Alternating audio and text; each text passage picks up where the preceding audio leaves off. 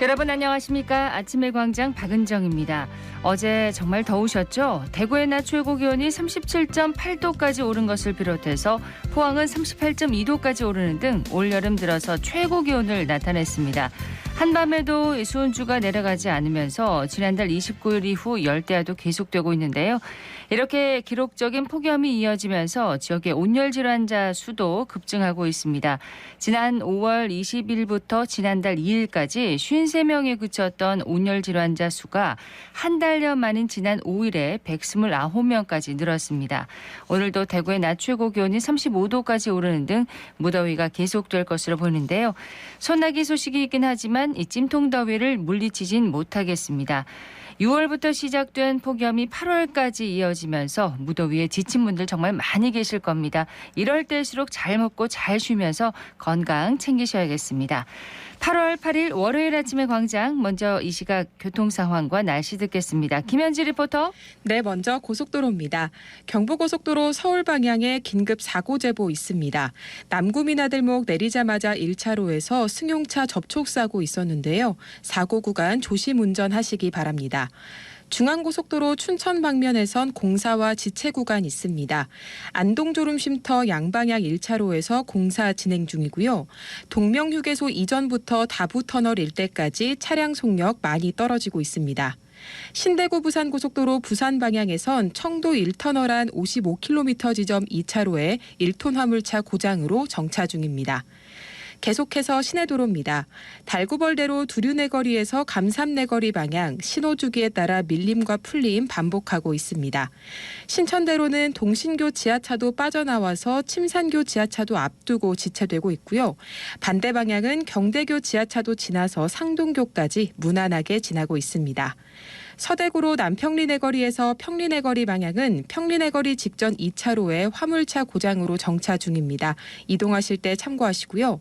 칠곡에서 도심 들어오는 구간은 교통량 더해지고 있습니다. 팔달교 앞두고 3, 4차로 따라서 밀림과 풀림 반복하고 있습니다. 호곡로 공산수원지 삼거리에서 산격중학교 삼거리 방향 좌회전 차량은 공산수원지 삼거리 신호 두세 번은 받아야 지나실 수 있겠습니다. 마지막으로 날씨입니다. 오늘은 무더위와 함께 비 예보가 있습니다. 오후부터 경북 북부 지역에 벼락과 돌풍을 동반한 비가 20에서 50mm 내리겠고 대구와 경북 남부에는 5에서 40mm의 소나기가 예상됩니다. 지역에 따라 강수량과 강도 차이가 크겠습니다. 시설물 관리와 물이 갑자기 불어날 수 있는 곳에 접근은 피하셔야겠습니다. 낮 최고 기온은 대구와 포항 35도, 김천 34도로 어제보다 3도 정도 낮겠습니다. 현재 기온은 29.9도, 습도는 70%입니다. 지금까지 김현지였습니다. 지역 시사정보 프로그램의 중심, KBS 대구 제일라디오 아침의 광장을 듣고 계십니다.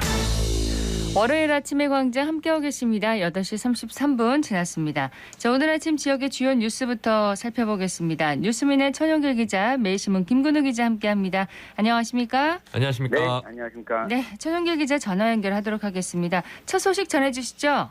네, 이 고용노동부가 이 포스코 포항제철소 내에서 벌어진 직장 내 성희롱 사건에 과태료를 부과하기로 했습니다. 지난 6월에 여성 직원들이 직장 동료와 상사로부터 상습적인 성희롱, 성추행을 당했다면서 신고한 바 있었는데 이게 노동부 직권조사 결과 이 포스코 직원에 대한 직장 내 성희롱에 대해서 이 포스코의 미흡한 조치가 확인된 결과입니다. 이 포스코는 성희롱 사실이 확인된 이후에도 이 피해자의 근무부서 변경 요청에 곧바로 조치하지 않았고 또 가해자와 빈번하게 마주쳐야 하는 상황이 상당 기간 지속된 점이 문제가 됐습니다. 또 이 내용의 남녀고용평등법 위반이라며 이 포스코에 과태료 500만 원을 부과하기로 했는데요. 이와 별도로 피해자에 대한 불리한 처우 등 2차 가해 행위도 확인을 했고 이 또한 남녀고용평등법을 위반했다고 보고 별도로 이 건에서 수사할 계획입니다. 네. 한편 이 노동부가 직권조사와 함께 포스코 포항제철소 소속 전 직원을 대상으로 이 고용평등 조직문화 진단도 진행을 했는데요. 이 진단 결과 이 사내 성희롱 사건 발생 시에 비밀 유지가 잘 안 되고 또 실효적인 직장 내 성희롱 예방 교육이 이루어지지 않았고 신고 이후에도 이 불이익 우려나 회사 내의 이 처리제도 불신 때문에 성희롱 대응 시 성희롱을 경험하게 됐을 때도 이 대응을 하지 않는다라고 파악을 했습니다. 그렇군요. 네, 이에 따라서 이 포스코도 이 노동부 직권조사 결과에 따라 후속 조치를 할 것으로 보입니다. 네, 과태료 직장에 이제 과태료가 부과되는데 500만 원, 네. 금방 변화가 있지는 않겠지만 이를 계기로 좀 달라지는 모습이 보여졌으면 좋겠습니다. 맞습니다. 예, 다음 소식 듣겠습니다. 네, 이 작년 한 해 동안 대구를 찾은 이 국내 관광객 10명 중에 9명 가량이 이 과거에 이미 한 번 이상 대구를 방문한 경험이 있었던 것으로 나타났습니다. 그래요? 네, 이 대구 2021 대구 관광 실태라고 해서 이 대구시가 공개한 분석 결과를 말씀드려 보면요, 이 작년에 대구를 방문한 국내 여행객 중에 87.1%가 재방문객이다 이렇게 나타났거든요. 이게 2019년에도 2년마다 이렇게 조사를 하는데 2년 전 조사에서는 재방문객 비율이 75.7%였습니다. 그러니까 네. 11.4%포인트 정도 이게 높아진 건데요. 반가운 소식이네요. 그렇습니다. 뭐 예전에 한번 대구를 찾았던 사람이 뭐 나름대로의 매력에 반해가지고 또 찾고 있다 이렇게 뭐 보실 수도 있을 것 같은데, 이 제일 많이 방문한 관광지는 의외, 저한테는 약간 의외였거든요. 이게 대구 수목원이었다고 합니다. 저도 의외인데요. 네, 이 수목원이 26.5%로 이 가장 많이 방문한 관광지를 차지했고요. 이것도 2년 전 조사 때하고 비교할 때 16.4%, 2년 전에 16.4%였는데 10.1%포인트나 높아진 네. 수치입니다. 보통 동성로나 아니면 시장 쪽으로 갈 거라고 저는 추측을 했거든요. 그렇죠. 그 말씀하신 추측을 또 증명하듯 이 동성로나 서문시장, 김광석길, 송해공원, 수성못, 이월드 이런 곳들이 이제 좀 상위권을 차지했는데요. 이 사실은 근데 그 증감 비율을 보면은 서문시장이나 동성로, 김광석길 같은 이 도심의 밀집 관광지 비율은 좀 감소했습니다. 방문율이. 오히려요. 예. 네. 2년 전 조사 때는 서문시장이 33.8% 제일 많았는데 이게 18.7%까지 감소했고요. 이 동성로가 31%에서 23.6%까지 또 감소를 했거든요. 네. 아무래도 그 사이에 있었던 가장 큰 변수가 코로나19 아니겠습니까? 코로나19 여파 때문에 수목원은 또 야외에 있지 않습니까? 그렇죠. 저도 코로나19가 터지고 나서 수목원을 처음 가본 것 같아요. 그래서 이 야외 또 자연 경관 관광지를 선호하는 그런 현상이 이 코로나19 덕분에 좀 뚜렷했다 이렇게 예. 해석을 할 수 있을 것 같고요. 이 만족도의 경우에는 대중교통 분야가 제일 높았습니다. 93% 이상이 이 대중교통 분야에 만족한다라고 교통이 편리했다는 거군요. 네, 그렇게 답변을 했고요. 이 대구 관광의 이미지를 매겨달라는 질문에도 교통의 편리성이 5점 만점에 4.2점으로 제일 높았습니다. 다만 이 관광 안내 서비스나 여행 경비 또 대구 시민들의 친절성 같은 것들은 그다지 높은 평가를 받지는 못해가지고 네. 우리 좀 이 시민 여러분들께서 좀 이제 관광객들에게 더 친절해질 필요가 있지 않나라는 생각이 듭니다. 네, 표정을 좀 더 밝게 해야 될 것 같습니다. 네, 좀 이제 우리 사투리가 아무래도 조금 네. 이제 투박하게 들리는 그게 있잖아요. 조금 더 이제 말꼬리를 높여가지고 그렇게 해보시는 것도 좋을 것 같아요. 마음은 그렇지 않은데. 네, 맞습니다. 어쨌든 정말 대구 수목원이 대구 관광객들이 가장 많이 찾은 곳이라는, 좀 이런 쪽으로 또 개발을 해야 될 것 같습니다. 그렇습니다. 지금 예. 동구에 또 제2대구 수목원이 들어설 예정이지 그렇죠. 않습니까? 이런 부분도 좀 개발이 필요할 것 같습니다. 예, 천연교 기자 소식 하나 더 듣겠습니다. 네, 대구 지역 내에 군공황 소음 피해를 겪는 주민들에 대한 이 보상금이 결정이 됐습니다. 이 제도가 도입된 것이 올해 처음인데요.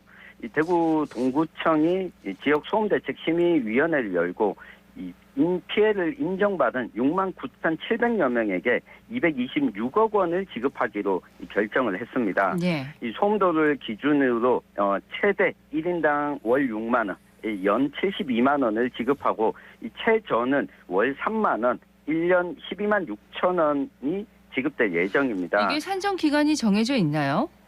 이번에 지급하게 되는 이 보상금의 산정 기간은 2020년 11월 27일부터 지난해 12월 31일까지 1년의 조금 넘는 날짜입니다. 네. 이 전입 시기와 실거주일, 사업장 근무 위치에 따라서 조정이 되는데요. 만약 이번 심의 결정에 동의하지 않을 경우에 다시 한번 이의 신청이 가능한데요. 지난해 이 확정이 되고 올해 소음 피해 접수를 받았는데 이 주민 83,985명 가운데 74,400여 명이 신청을 했습니다.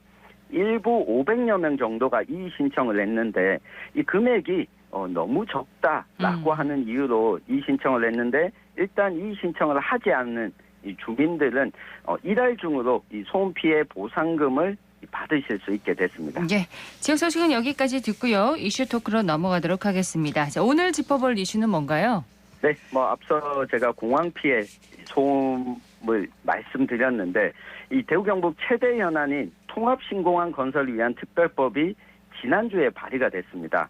이 거대 야당과 또 국방부를 설득해야 되고 여기다가 수도권과 이 부산, 울산, 경남의 견제도 좀 넘어서야 하는데 이 특별법의 내용과 앞으로 남은 과제를 한번 짚어보겠습니다. 그렇습니다. 지난 2일이었죠. 대구 경북 통합신공항 건설을 위한 특별법이 발의됐습니다. 법안의 주요 내용부터 좀 짚어볼까요? 네, 이번에 발의된 법안이 이제 국민의힘 주호영 의원이 올해 안에 국회를 통과시키겠다라는 목표를 잡고 발의한 그런 특별법이거든요.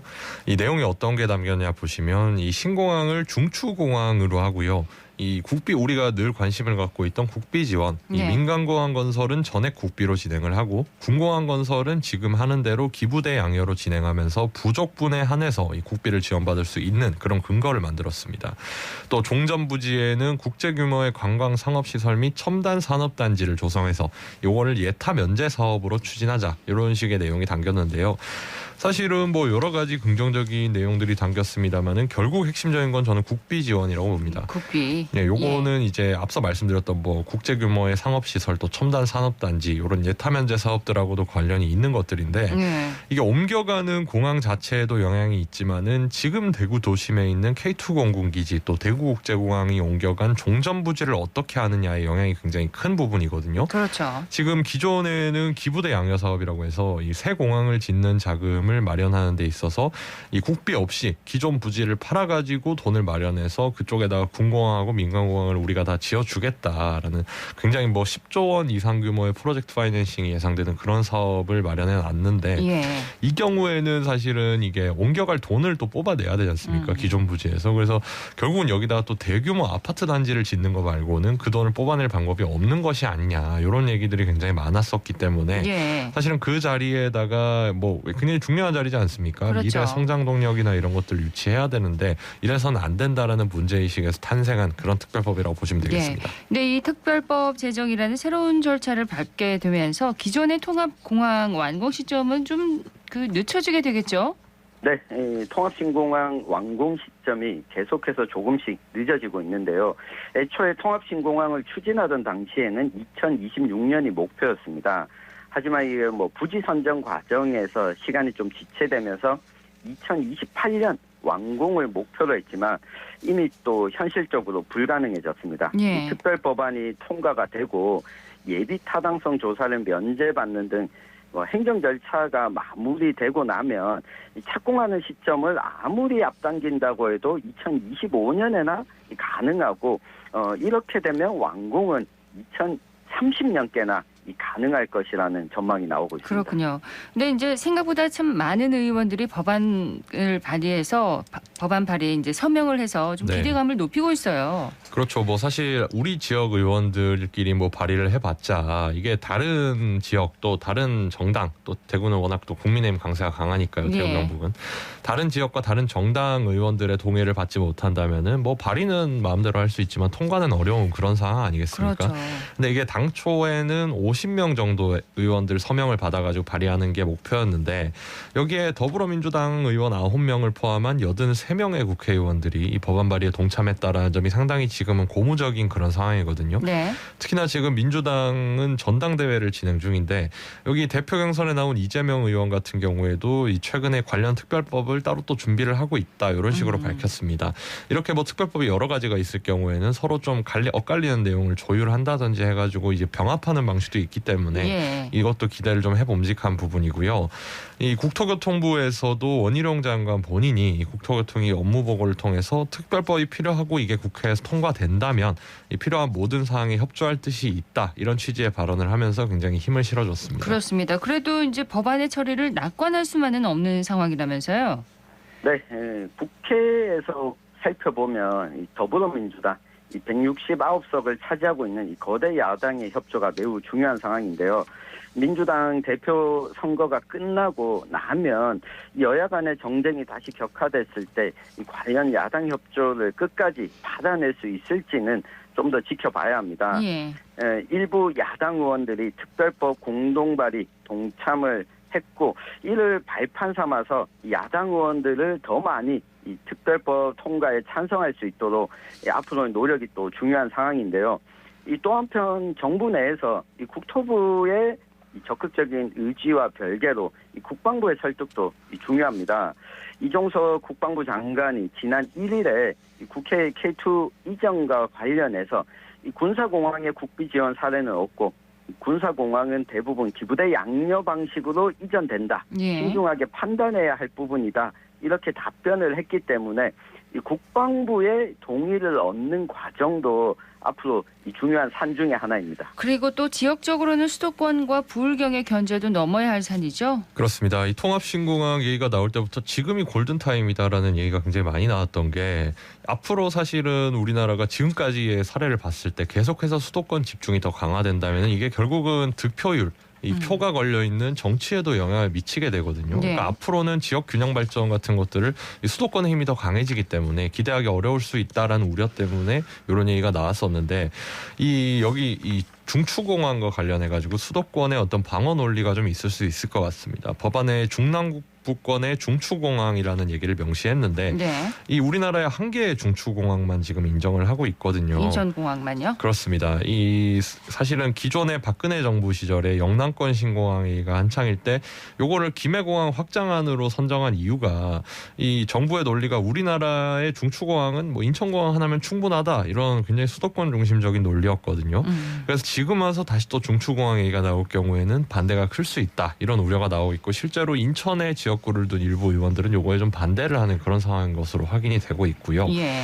그리고 이제 부울경의 견제 같은 부분도 얘기를 해야 되는데 이제 또 가덕도 신공항을 또 특별법으로 추진하고 있지 않겠습니까? 그렇죠. 서로 간의 어떤 이미지가 좀 겹칠 수 있다, 역할이 겹칠 수 있다라는 우려 때문에 부울경 쪽 의원들의 협조도 실제로는 좀 기대하기가 어려울 것 같고 실제로도 뭐 같은 국민의힘이라고 합니다만은 부울경에 적을 두고 있는 의원들 중에 요 특별법 발의에 참가한 의원은 아무도 없었던 걸로 확인이 됩니다. 그래요. 예. 네, 그렇기 때문에 이런 부분들이 좀 견제가 될 것 같고 대구시에서는 일단 이 중추공항 한 개만 가지고는 이제 유사시에 대응이 어렵다. 또 이 대구뿐만 아니라 중남부권의 지역 중추공항이 필요하다. 왜냐하면 네. 또 이제 가덕도가 워낙 남쪽에 치우친 위치에 있으니까요. 이런 얘기들을 가지고 설득하겠다는 게 대구시의 계획입니다. 네. 특별법 발의에 대한 부울경이나 수도권의 반응은 어떻습니까?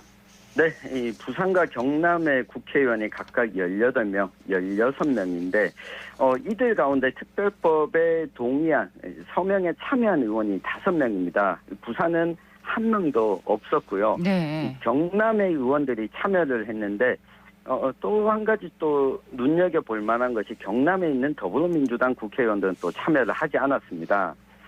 지난달 28일에 대구시의 특별법안 설명회 자리에서도 이 부산 경남 지역 반응에 대해서 이 대구시 이 정책 총괄단장이 이 최선을 다하고 있지만 이 부산 지역의 특별한 움직임은 들은 게 없다. 네. 이렇게 이야기를 했습니다.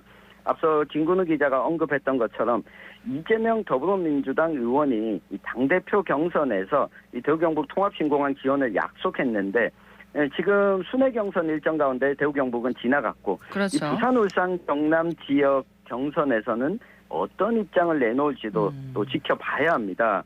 여기다 이 부산시가 가덕도 신공항 개항 시기를 2029년까지 앞당기겠다면서 이렇게 서두르고 있어서 예. 이 부산, 울산, 경남의 이 반응을 이 대구 경북 지역에서도 유심히 살피고 이 대응을 지속적으로 좀 해야 될 상황입니다. 자, 대구 경북 통합신공항 건설을 위한 어쨌든 첫 단추를 꿰었는데 네. 지역 정치권의 역할이 좀 그 어느 때보다 중요한 때인 것 같습니다. 그렇죠. 뭐 특히나 이제 그 행정과 또 정치의 조화라는 게 중요하지 않겠습니까? 지금 대구 지방행정을 맡고 있는 홍준표 시장의 핵심 치적 사업이 이제 지역 내 군사시설 이전이고 그 중에서도 대구공항하고 K2 공군기지를 또 그 중에서도 핵심으로 삼고 있기 때문에 네. 어느 때보다 좀 강하게 추진할 걸로 보이는데요. 지금 뭐 여러 가지로 정치권이 혼란한 상황이긴 합니다만 이 총선도 2년 뒤로 다가온 만큼 이 행정과 정치의 조금 조화를 한번 기대해 봄직하지 않나 싶습니다. 다음 넘어야 할 산을 잘 넘기를 바랍니다. 뉴스민의 천영길 기자, 매일신문의 김근우 기자였습니다. 두 분 고맙습니다. 감사합니다. 고맙습니다.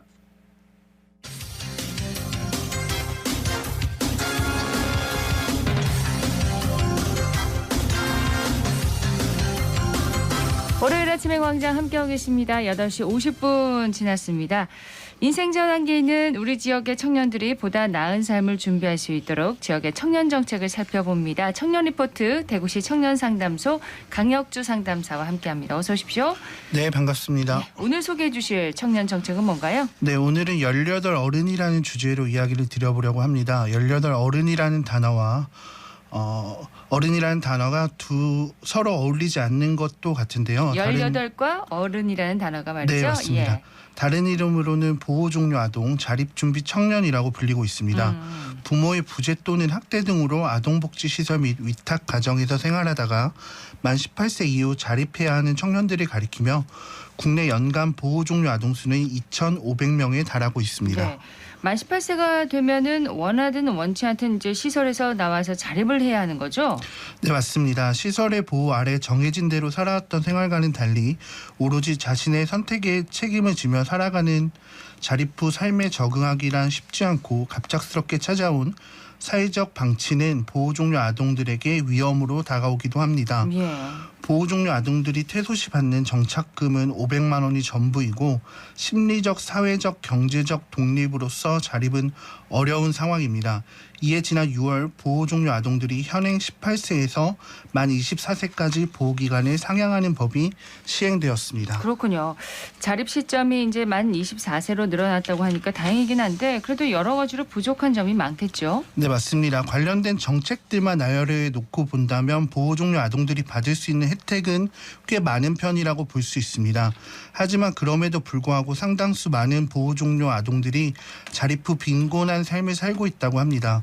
2021년 보호종료 아동 지원센터인 케어센터 자료에 따르면 보호종료 아동들은 수당이나 주거 등 물리적인 지원이 없어 못 받는다기보다는 몰라서 못 받는 부분이 많다고 합니다. 몰라서요? 네, 때문에 가까이서 자립 지원에 대한 다양한 정보 제공과 그 과정에서 겪는 다양한 문제들에 대한 해법이나 올바른 방향 제시, 더불어 심리적으로 의지할 수 있는 제도적 장치가 무엇보다 필요한 상황입니다. 네, 심리적인 부분도 참 중요할 것 같습니다. 네, 맞습니다. 자립이라고 한다면 크게 경제적 자립과 정서적 자립을 구분해서 볼 수 있는데요. 물론 보호종료 아동들에게 지원되는 경제적인 지원이 충분하다고 볼 수 없지만 정서적인 지원이 크게 부족하다는 것이 전문가들의 공통된 의견입니다. 네. 이를 뒷받침하는 자료 조사도 있었는데요. 지난 2021년 보건복지부가 발간한 보호종료 아동 자립 실태 및 욕구 조사에 따르면 보호 종결 이후 시간이 지날수록 우울, 불안, 심리적인 문제가 증가하는 것으로 나타났습니다.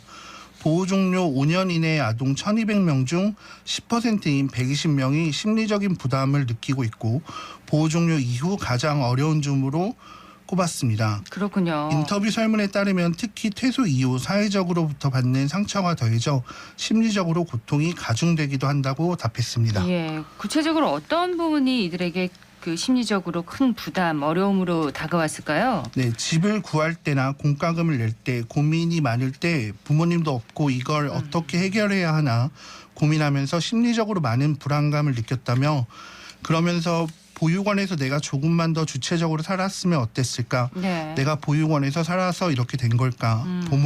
못난 부모님이라도 가정의 품에서 살았으면 얼마나 좋았을까 등 후회와 자책을 많이 했다는 답변이 많이 있었습니다. 자책을 많이 하는군요.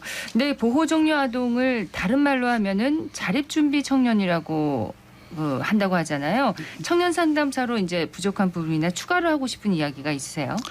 네, 이번 주제를 준비하면서 보건복지부의 2021년 보호종료 아동 실태에 대한 연구를 많이 참고했었는데요. 공유하고 싶은 부분이 있어서 추려보았습니다. 예. 첫 번째로 보호 종료 후 가장 어려운 점과 가장 필요한 점으로 언급한 것은 경제적인 지원이 아니라 혼자라는 외로움이었습니다. 또한 다양한 정보에서 소외되고 있다며 정보를 확보하여 자신의 삶을 건강하게 이끌어 나가길 희망하고 있었습니다. 네. 이는 개별적인 지원과 더불어 집단적인 지원 계획이 함께 진행되어야 함을 시사하고 있습니다. 정서적, 집단적 지원이 하루빨리 좀 마련이 돼서 지속적으로 좀 시행이 되면 좋겠습니다. 또 어떤 부분들이 좀 보완돼야 할까요? 네, 보호 종료 예정 아동의 욕구와 보호 종료 아동의 욕구를 비교해 본 결과 일률적인 지원보다는 보호 종료 후 기간에 따른 차별화된 지원 지원이 필요해 보입니다. 즉 보호 종료 직후에는 주거 지원 및 교육비, 생활 지원을 중점적으로 지원하고 보호 종료 3년이 경과된 후에는 자격증 취득을 위한 교육비, 심리적 상담 등이 이행기별 지원이 제공되어야 각 시기에 따라 적절한 효과를 얻을 수 있을 것으로 보입니다. 그렇군요. 생애 주기별 지원처럼 보호 종료 아동에게도 좀 이행기별 그 단계별 지원이 필요하다는 얘기시네요. 네, 맞습니다. 또 하나가 더 있는데요. 저는 이 부분이 가장 중요하다고 생각하는데 보호 종료가 법적인 지원이 종결된 이후에도 이를 지원할 수 있는 단체나 대변할 수 있는 기관이 필요하다라고 생각을 합니다. 예. 또한 이런 말이 있는데요. 한 아이가 자라려면 온 마을이 필요하다. 아이가 온전하게 성장하도록 돌보고 가르치는 일은 한 가정에서만 책임이 아니며 이웃을 비롯한 지역사회 또한 관심을 가져야 된다고 생각합니다. 그렇습니다. 자립을 준비하는 청년들이 건강하게 성장할 수 있도록 많은 관심 부탁드립니다. 예, 대구시 청년상담소 강혁주 상담사였습니다. 고맙습니다. 네, 감사합니다. 코로나19 휴일 신규 확진자가 넉 달 만에 최다를 기록하는 등 6차 유행이 지금 정점으로 치닫고 있습니다. 대구의 경우 7일 0시 기준 신규 확진자 수가 4,700여 명으로 일주일 전에 비해서 1.9배, 2주일 전에 비해서는 2.5배 증가했는데요. 개인 방역 수칙 준수와 자발적인 거리 두기로 코로나19 감염 위험 최대한 낮출 수 있도록 노력해야겠습니다. 아침의 광장 오늘 순서 여기까지입니다. 박은정이었습니다. 고맙습니다.